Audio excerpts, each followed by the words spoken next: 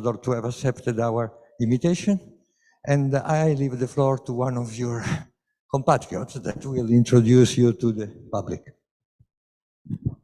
Hi to everyone. As been said, this is the ambassador of Ukraine to the Italian Republic, Malta, and San Marino, Yaroslav Melnyk. Born in January 1980 in the city of Dubrovice, Rivne region, Yaroslav Melnyk studied at the Institute of International Relations of the Shevchenko University in Kyiv and got a master's degree in English translation and international relations. From 2008 to 2010, he held the position of deputy head of the economic and commercial mission of the Ukrainian embassy in Italy, at the Consulate General in Milan of the Ukrainian Ministry of Economy. Back in Kyiv, Yaroslav Melnyk headed the main department of state protocol and ceremonial administration of the President of Ukraine. In 2012, the diplomat also earned a second degree in economics. In 2020, by the decree of the President of Ukraine, Yaroslav Melnyk was appointed as ambassador of Ukraine to the Republic of Italy as well as to San Marino and Malta.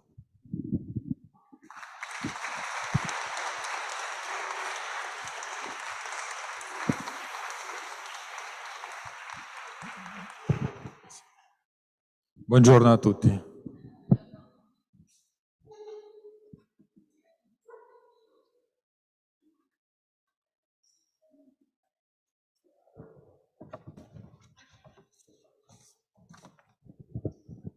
Devo tenere questo microfono o posso parlare?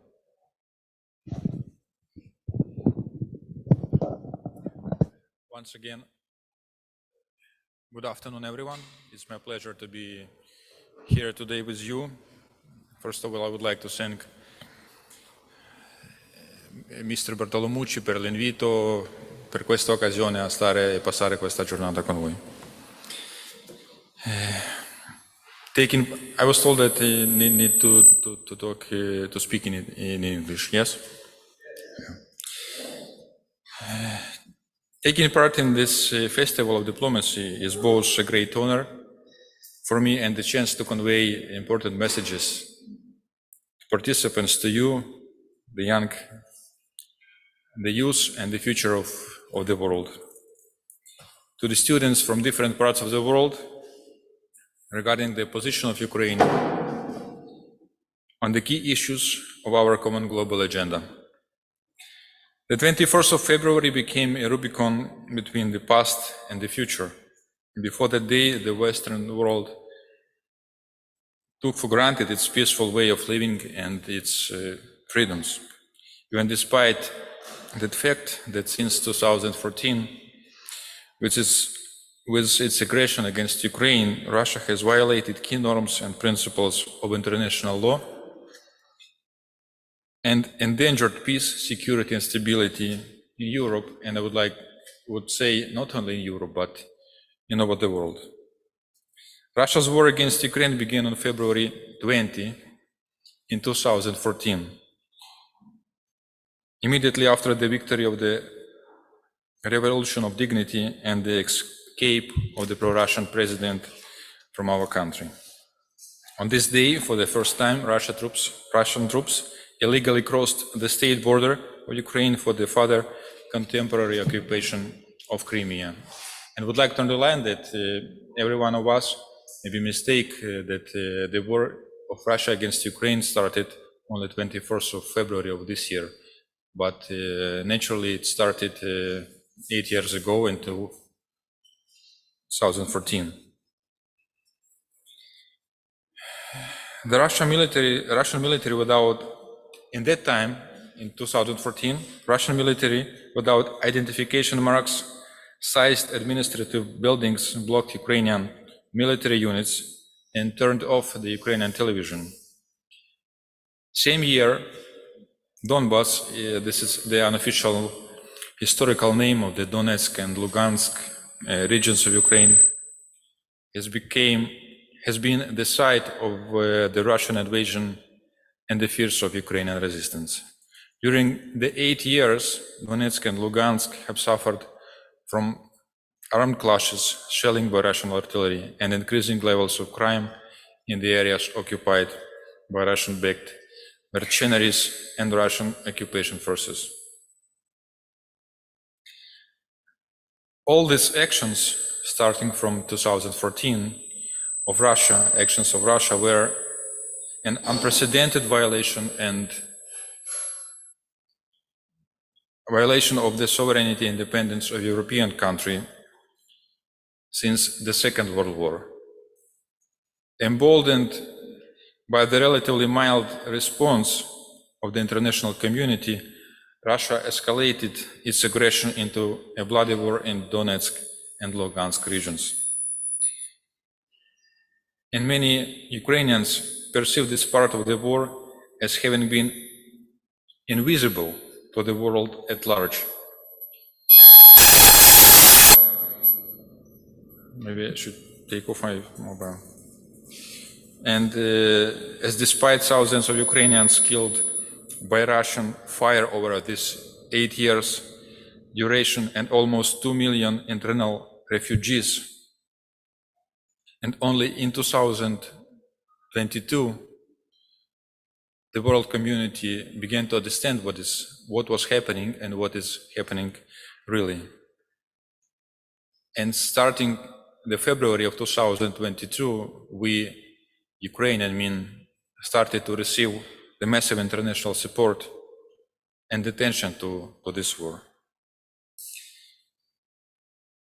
So after the 24th of February, the democratic world realized that there could be no guarantee for peace, security, international order until the aggressor state is brought to justice, until the accountability for crimes it committed is ensured. The Russia's war in Ukraine shows the global security architecture did not work. This is no longer an axiom, it's a struggle which frontline lies in Ukraine today. And 2039 days have already passed since Russia launched a full-scale and unprovoked invasion of Ukraine. This period of a truly terroristic war revealed the incredible murderous rage of the Russian invaders. Thousands of civilians were killed. Entire cities were destroyed. And the names of the cities you have already heard, like Bucha, Worzel, Rostomel, Irpin, Borodyanka, Chernihiv, Kharkiv, Melitopol, Mariupol, have become bloody wounds in the hearts of all Ukrainians, and would say of the whole world. At the same time, these 239 days of war totally destroyed the myth of the invincibility of the Russian army. Thanks to the courage and professional training of the Ukrainian armed forces, the initial plan of the Russian horde to take over our state in 3-5 days failed. Having abandoned the capture of Kiev and Kharkiv, the second largest city of Ukraine, Russia has focused on the occupation of Donbas region. And the battle of east and south of Ukraine will continue, for which the Putin regime has gathered everything it has, a lot of equipment and stocks of ammunition. The looters called up to die for Putin's craziest ideas, for the ideas of the so-called Russian world, which is the equivalent of the modern fascism. It's a false ideology, which can be called, in one word, Rushism, which justifies inhuman war crimes and is completely immoral and soulless. So we continue our struggle against the enemy because we understand that this war is a matter of life and death for Ukraine. Sorry. For centuries, Ukraine has not stopped efforts to break the will of Ukrainians and suppress the Ukrainian language and culture and erase Ukrainian identity. Its aggressive colonial war never ended, and Ukraine has always continued to fight for its freedom and existence. However, today Ukraine is fighting for the future of the whole world, for entire civilized democratic world against the expansion of totalitarianism and autocracy. Ukraine, by the will of fate, found itself on the cutting edge of the symbolic battle between two worlds, two opposite ideologies, two civilizations, where on the one hand there are freedom, social progress, equality and dignity, and on the other hand, slavery, degradation, violence, and terror. On the one hand, we see the light, on the other, we see the darkness. We witness that Ukraine's recent successes at the front line caused a new escalation from Russia. Putin's hasty decisions on the so-called referenda and partial mobilization, as well as open threats to use nuclear weapons, pose new challenges to the international-based order and global security. The aggressor state actively uses its nuclear status to exert pressure on the international arena, even realizing that it actually looks like the agony of the Putin's regime. We cannot ignore it. And usually we ask ourselves, so how would the next architecture of security in Europe and globally could look like in order to avoid other illegal actions like Russian one and guarantee peace and stability for everyone? The most important pillar of international peace and security is the territorial integrity of different states, no matter how big they are. No country is allowed to change internationally recognized borders by force. And Russia has badly damaged these principles, and now a threat of war is hanging over everyone's head. And to restore international peace and security, we need urgent and decisive actions.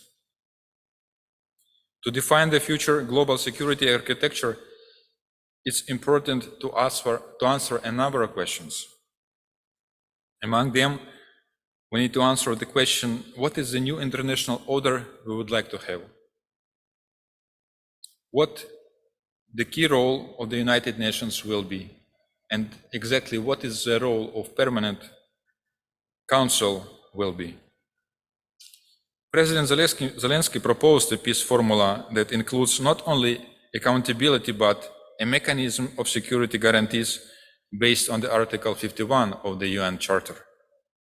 Ukraine has developed the Kiev Security Compact, proposing a modern, multi-layered mechanism of guarantees to ensure Ukraine's security until the moment we became a part of NATO.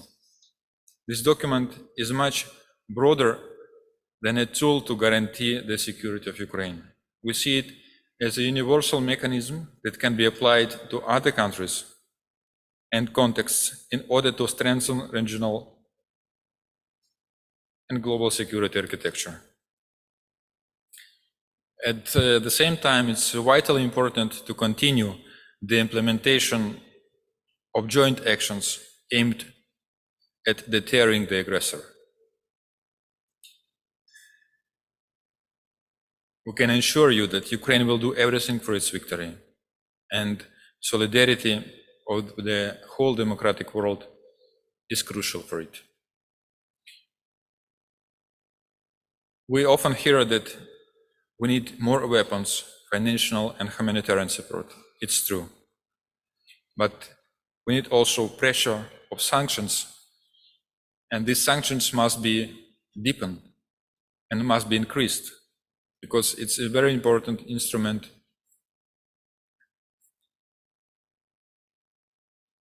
to make Russia to stand for a peace. And the freeze of Russian assets must be accompanied with introduction of a legal mechanism to make it more effective and important as a next step for reconstruction of Ukraine. The Russia's nuclear industry must be also sanctioned to prevent a precedent for other terrorists. Russia must be legally and politically recognized as a state sponsor of terrorism and its armed forces as a terroristic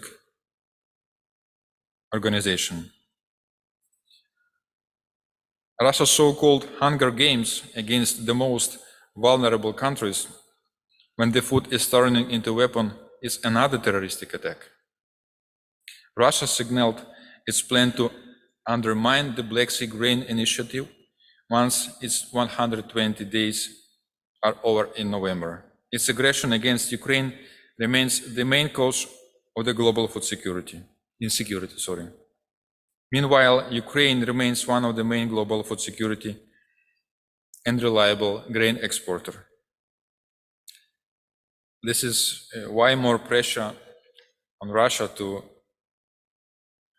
renew and to continue this deal is very important. Any peace negotiations would be possible only after withdrawal of Russian troops from Ukraine, and no compromises with Kremlin are acceptable. We often hear the applies declarations of different leaders, different politicians, that we should sit at the table for negotiations. Just believe us, no more in the world do not want the peace more than Ukrainians want. And we want this peace should be based on the real guarantee, on the real rules internationally recognized.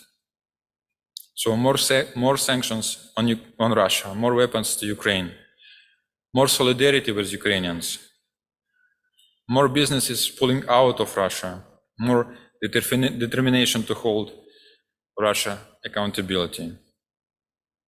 Dear friends, Ukraine has come a long way to the point where it's now.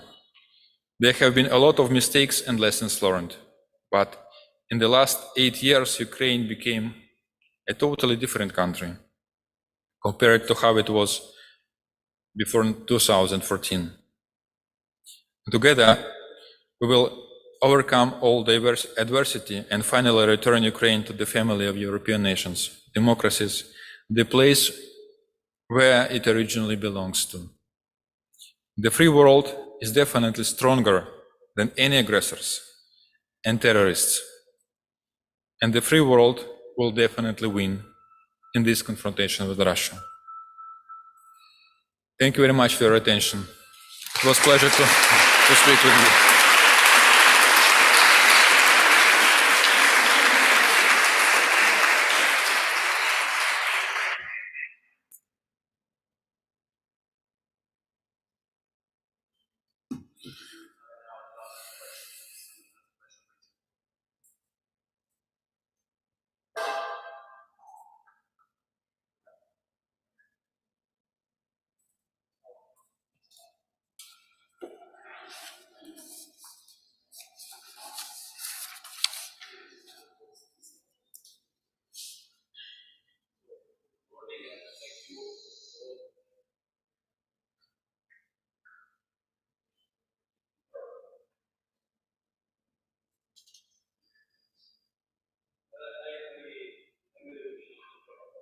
Good morning. Good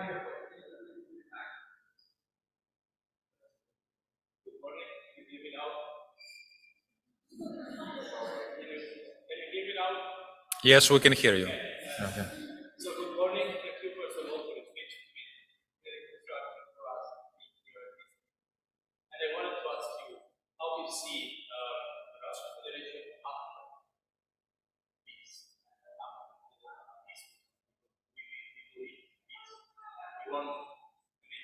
We want peace. So how do you see it after peace? From an international point of view, how we relation. Thank you very much. Obviously, we'll see the Russia after the finish of this war will be different in different senses. First of all, I can see that there will be some internal changes in Russia, not only in the political sphere, but the meaning and readiness of the Russian people to accept the policy that Putin's regime wanted to introduce during these 20 years of his staying in power. You know, Ukraine cannot change its neighbors, so we will live with the neighbor already stabilized by geographically, but the relations with Russians will be changed completely for the generations to come.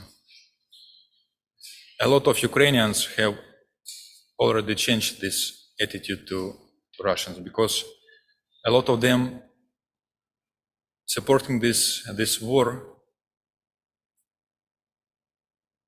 has nothing similar with our ideology, with our national idea. We are completely different in our way of thinking, of our mentality, of our spirituality, because we have different values. Our values are more connected with democratic Western civilized values. And the Ukrainian nation, our people, will never accept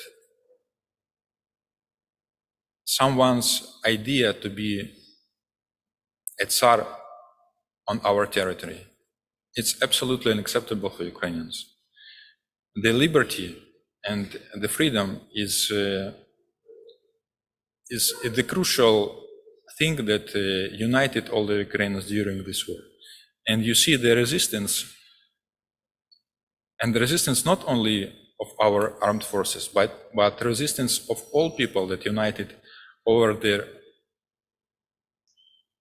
the goal to live free in a free nations with democratic standards. And I guess Russia will make some conclusions, and the Russians will understand, not now, because it's very tough propaganda in Russia, and they simply do not have access to get some information, balanced information. But with some years, I guess, they will understand that have already done the biggest mistake in their history. And this is breaking of relations between Russian and Ukrainians will be for many generations to come. Thank you.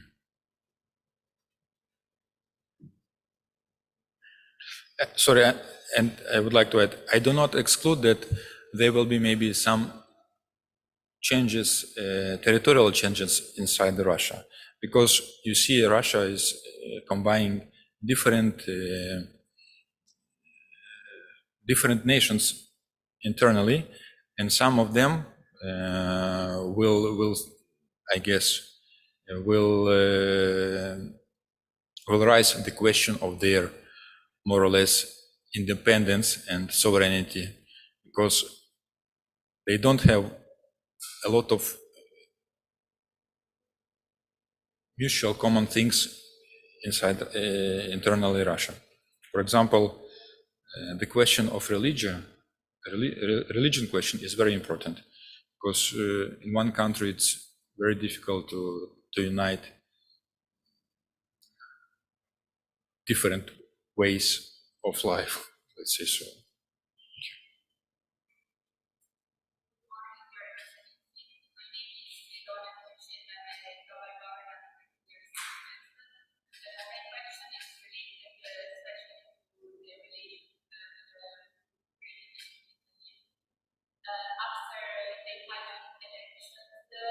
A right-wing government will be here in Italy, and in the last days we had some declarations from an Italian politician, Silvio Berlusconi, who has a strong relationship with Vladimir Putin.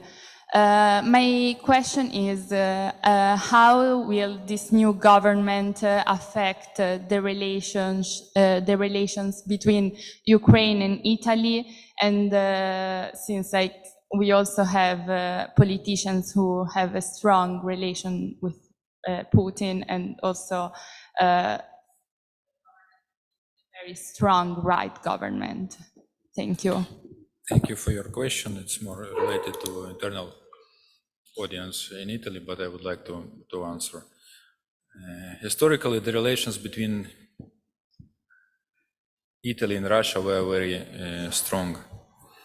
And even after the beginning of the war in 2014, these relations were strong, until the beginning of the fully scaled invasion after 24th of February. After 24th of February, the relations between Italy and Ukraine has been changed completely, because we received from the first days of the war unprecedented support from Italy to Ukraine and to all Ukrainians who have found their second house here in Italy. And after elections, recent elections, we expect that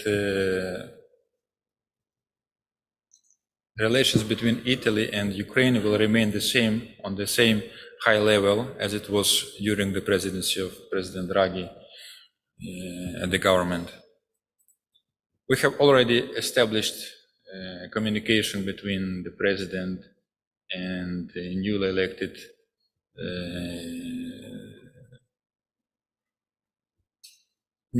a winner of the elections, leader of political party, Giorgia Meloni. And we'd expect that this cooperation, relations, understanding and support from Italy to Ukraine will be continued. Regarding the declarations made by some politicians, more or less good connected with Russia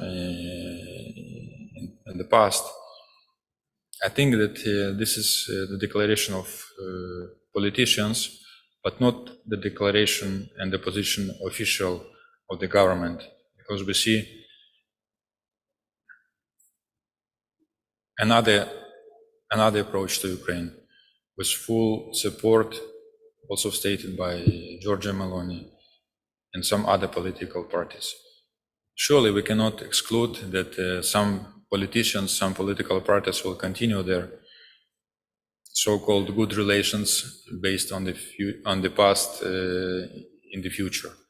But we'll do our best and to convince them that the business that was before will not work in the future. We need to change our attitude to the terroristic state, and will not be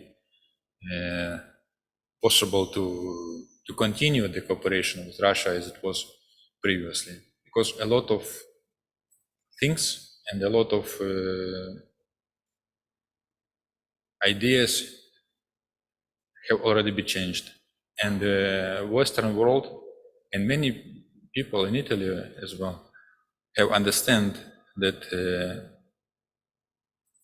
to continue the cooperation as it were before the 21st of February with Russia, it's impossible. I guess that dependence of different countries from Russia energy resources will be reduced as much as possible, and we need to prepare for the new era, for the new international order in the future. Thank you so much.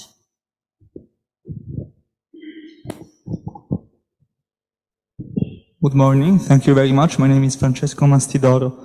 So up to now, as you also said, the Ukrainian countries have unitedly supported Ukraine, not only through commitments and statements, but also through concrete actions like sanctions to Russia and weapons given to the Ukrainian army.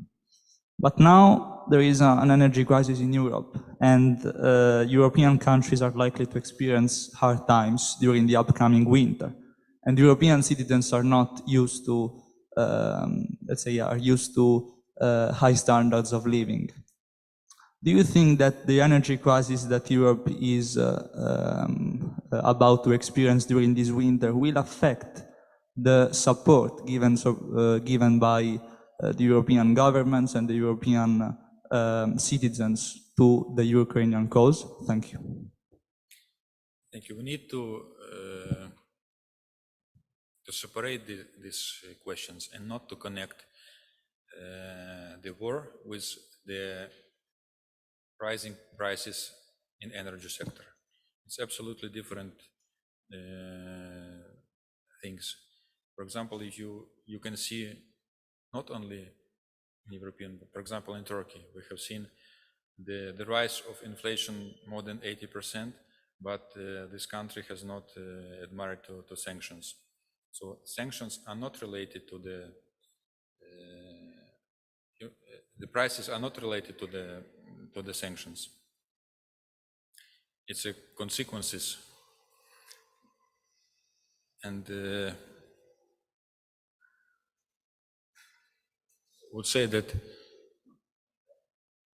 someone says that sanctions does not work and it affects the economies of European countries and Italy. But I guess it's not so. Sanctions will be continued because they will reduce the readiness of Russia to continue the war, and we need to stop it. It's much better to live without hitting the houses than to live under the bombarding of the houses. So the question of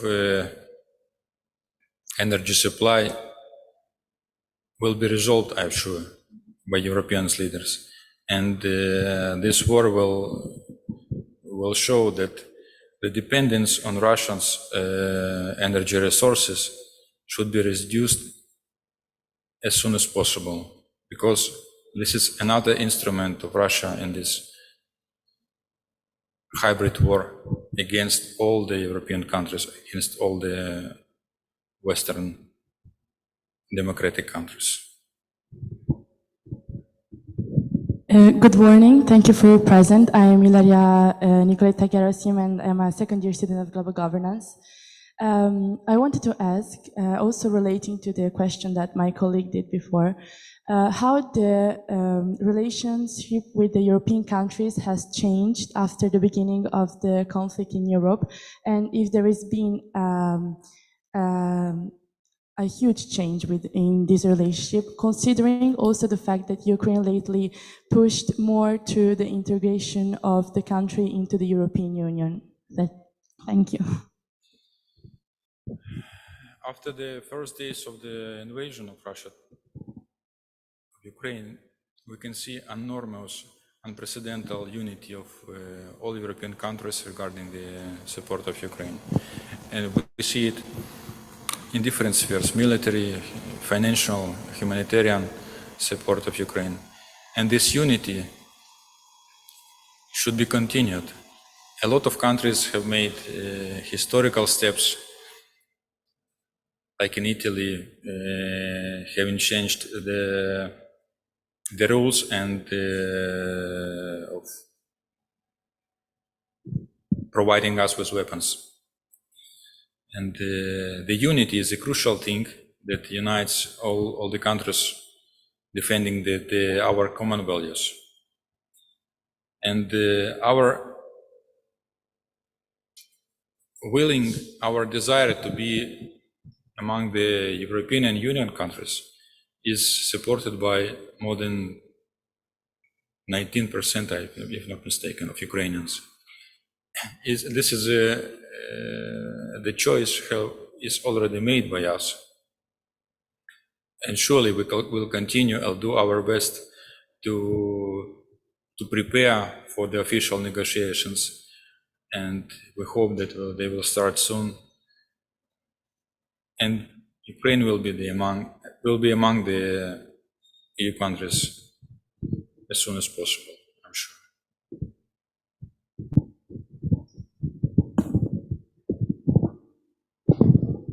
So, good morning, Your Excellency. Thanks for your amazing speech. And I think it's very hard to speak about this kind of topics.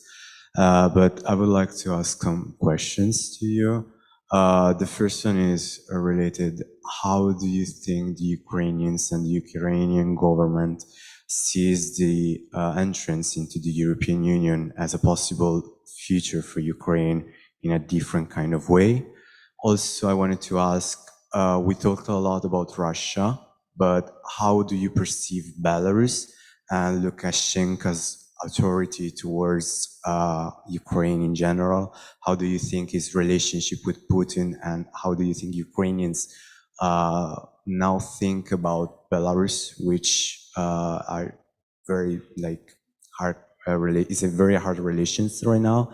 And the last question that I wanted to ask, I know it's too many, but do you think the Italian government provided enough for the Ukrainian migrants that came to Italy after the 21st of February? Thanks again. The last question regarding? Do you think the Italian government provided enough regarding accommodations, food in general for the Ukrainian migrants after the beginning of the... Okay. Regarding the EU integration of Ukraine,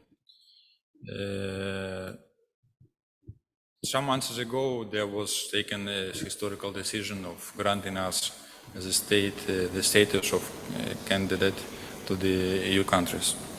We received 7, if I'm not mistaken, recommendations that should be performed by the government for the official starting of negotiations process. We hope that this recommendation will be fulfilled in next months, because in December we'll have the next round of negotiations. It will be Council, EU and Ukraine, where we'll try to present our position and our answers to these questions. And after that, obviously, the official negotiations will take place. Regarding Belarus, Belarus is entered into this war, as they say, not directly but indirectly, by means of getting a possibility for Russia's armed forces to use their territory for launching missiles to prepare attacks and so on. So this is another front for us to defend, because we have a long, very long front line, borderline with Russia and Belarus. When they would like us to be not more concentrated on the areas where we try to make a counteroffensive attacks. And the relations between independence of Belarus before Russia is evident, because Belarus is very dependent on Russian energy resources, and not only that, but on different kind of assistance. I mean, the financial, first of all, and so on. Because after the last presidential elections, the Western world has not recognized Lukashenko as a legally elected president. And the only thing rests for him just to ask the assistance from Russia, where he tries to find the safe place. Italy, from the first days, as I said, of the aggression, demonstrated the full solidarity with Ukraine, granted us with different financial support, military support, humanitarian support, and demonstrated great solidarity with our citizens that were forced to leave their houses and to find another place to live in different countries. For the moment, we have more than 150,000 Ukrainians that have already arrived to Italy after the beginning of this war. I don't hear any kind of problems from them, so we see that they are very well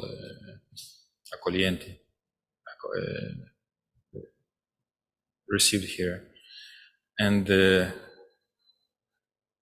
obviously we would like to continue this way of cooperation between two governments, between the government we hope will be formed next week in Italy and the Ukrainian government.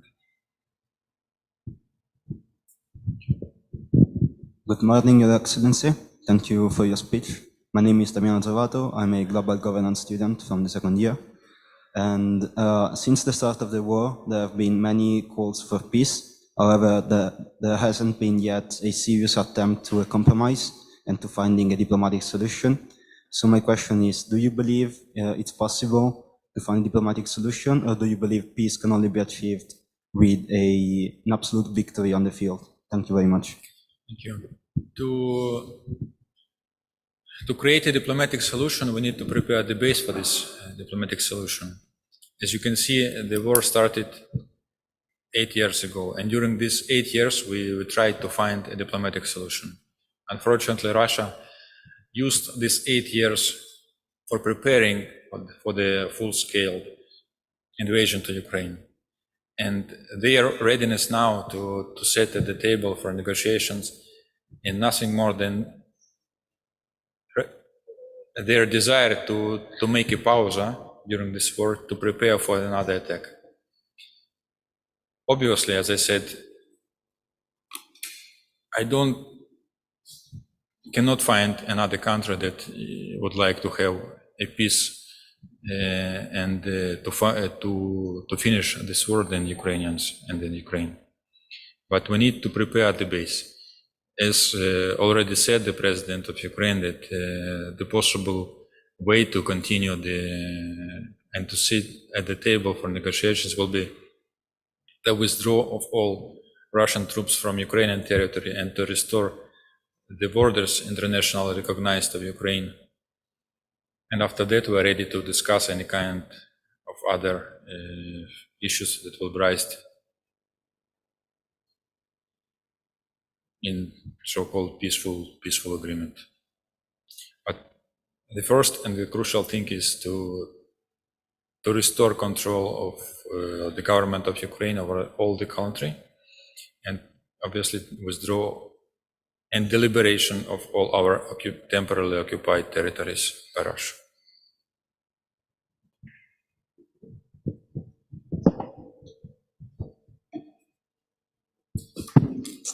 Good afternoon, Your Excellency. My name is Gokul, and I'm a global governance second-year student from India. My question to you is regarding United States of America and the NATO countries. Do you think that the conflict in Ukraine is also because of the fact that of the growing expansionism of the United States of America in the eastern part of eastern part of Europe? And secondly, do you also think the conflict is also a result because of the ideological battle between the Russia and the NATO, and unfortunately, due to which the Ukrainian people are suffering? My second question to you is, you previously mentioned about the Russian dependence on Russia. So how do you deal with the fact that the European countries which are offering unprecedented support to you, but at the same time are buying oil and gas from Russia? Thank you. The reason why Russia started this war is not connected much to our readiness to be among the NATO or not to be among the NATO allies. The Russia would like to have our country among the territories of its influence. As I said, Ukrainians have already made its historical decision to be a part of modern civilized Western world, not under the pressure of Russian so-called Tsar or imperialism. We have different national ideas. And the NATO is one of the guarantor of security of the member states, is a good example how to protect the territories of their countries from another invasions of different countries, terroristic states in the world. And so we also have taken the decision to continue our cooperation and have already presented our application, our desire to be a member of NATO states. But obviously it's a decision of all 30 states of NATO. De facto, I would say that we are already integrated into NATO because we use the same standards of weapons. We use the same ways how to resist, how to, our interoperability with NATO is already on the high level, and we demonstrate more effectiveness, more efficiency, maybe than some other NATO countries. And remained only the question de jure to fix our status and our relations with NATO. Sorry, forget your second question about.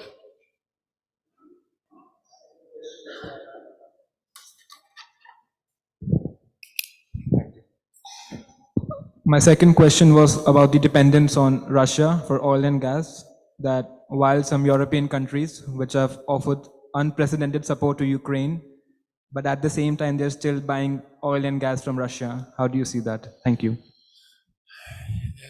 Yes, the dependence on Russia of their supplying of energy resources was very huge before the 24th of February. But now the dependence is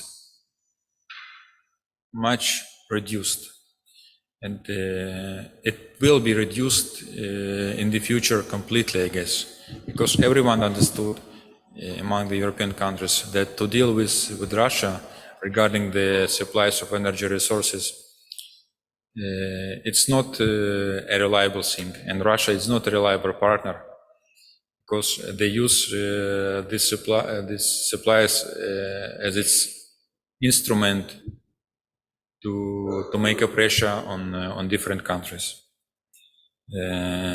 And the energy policy taken by the European leaders demonstrate that this reduction of dependency will be strengthened in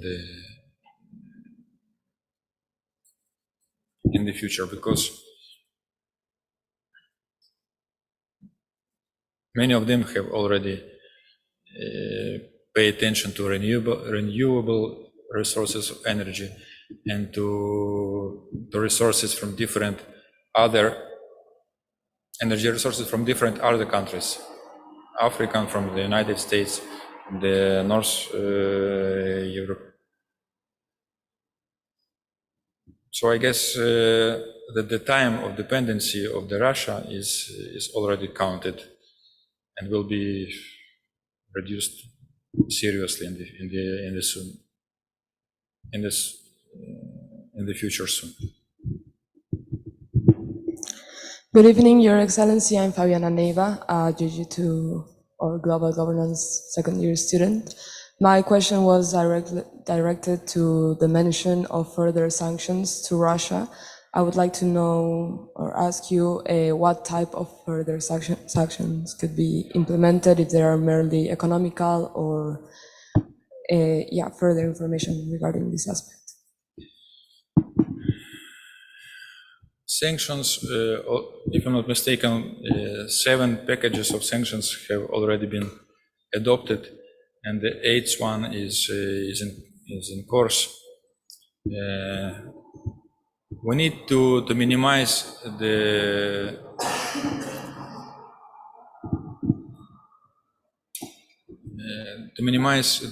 readiness and of Russia to receive financial resources from EU countries. because paying any euro to Russia budget, it means that we pay any euro for weapons that will destroy and kill another civilians. And not only the sanctions should be not only connected with economical consequences for Russia, but also should be applied in different other spheres, like minimize for Russian tourists to visit European countries, and so on. This list should be continued. And sanctions should be connected not only with the supply of energy resources, but in all different sectors of economy, in IT, and so on. That's why, as I said, sanctions remaining a very useful and very effective instrument to minimize the Russians' capability to continue this war should be continued. Thank you. Good afternoon, Your Excellency. My name is Victoria Teria. So I have two questions. And the first question is, there have been numerous contributions from the the other countries and also other intergovernmental organizations. And do you think these contributions have been enough to aid Ukraine in defeating Russia? And do you also think that Russia having like a veto power is also a major barrier when it comes to the ending of the war? Sorry, thank you.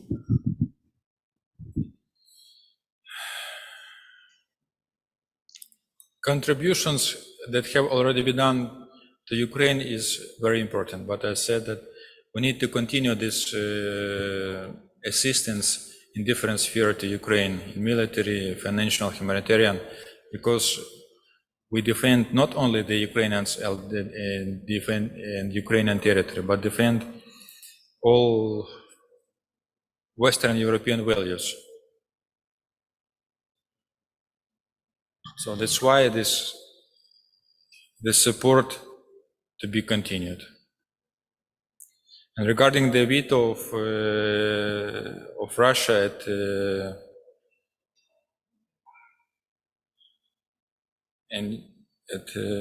Security Council in the UN, it's a very important question, because the country that demonstrates a terroristic character of its policy cannot use its veto right and to make a threat to all other countries that still around. That's why I guess that the rules of using the veto should be examined and should be discussed on the wide platform, using and taking into account the position of different countries, not only of those who are now the permanent members of the Security Council. Guys, I'm sorry, this is the last question. Hello, thank you very much for your speech. My name is Nadezhda and I am from Kazakhstan. And my question is related to the fact that in Kazakhstan we have a lot of Russian news, and we heard a lot that one of the main reasons why the Russian government intruded into Ukrainian was to defend two regions, Donetsk and Lugansk, who were bombed by Ukrainian government for 8 years. And my question is, to what extent this is true, and what was the main reason for the Russia to intrude, and what is the main goal that it is pursuing in this war? Thank you very much. Usually, Russia uses mass media as another instrument of its hybrid war, telling that we Ukrainian government would like to bomb and to destroy Donbas region, and that the Russia would like to defend the Russian speakers who live on this territory. I can tell you that I am from the western part of Ukraine. My wife is from the eastern part of Ukraine. And so in our home, we speak both Ukrainian and Russian language. There is there was not a problem to speak freely the language we would like to speak. And this is the narrative explanation of Russians because why they invade Ukraine. It has nothing similar with the truth and the current position of all people who lived and who live in Ukraine. So the question of language does not exist among us. It's a question of the propaganda of Russia to justify their unprovoked aggression against Ukraine.